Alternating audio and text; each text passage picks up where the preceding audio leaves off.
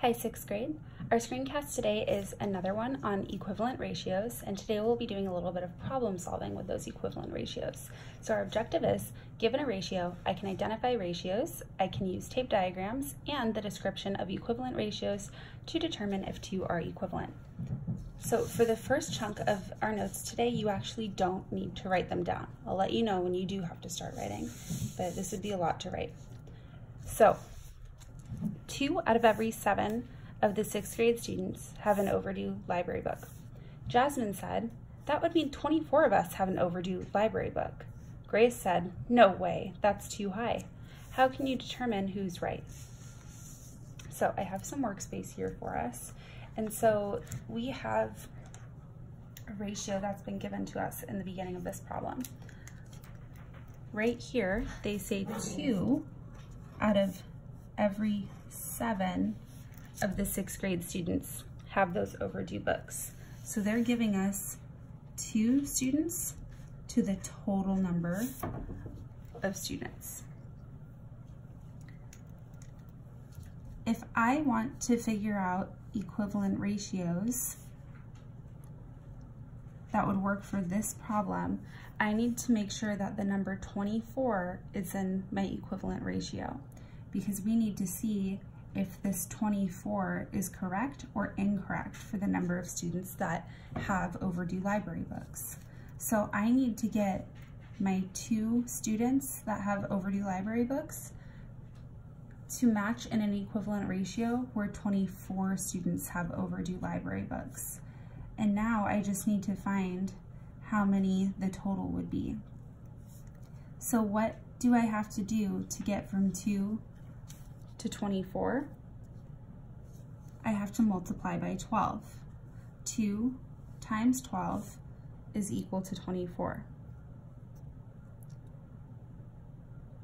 So now I have to determine 7 times 12, and that will tell me the total number of students in that 6th grade group.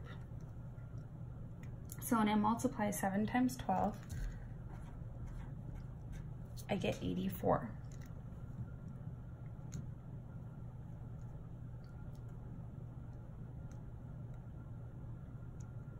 So now that we know the total number of 6th grade students, we can see that the ratio 2 to 7 is equivalent to the ratio 24 to 84.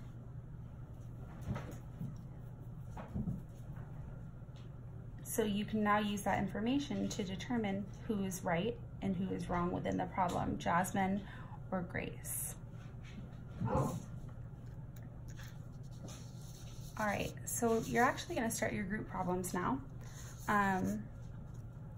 You can screenshot and do this on your iPad, or you can also record this in your notebooks.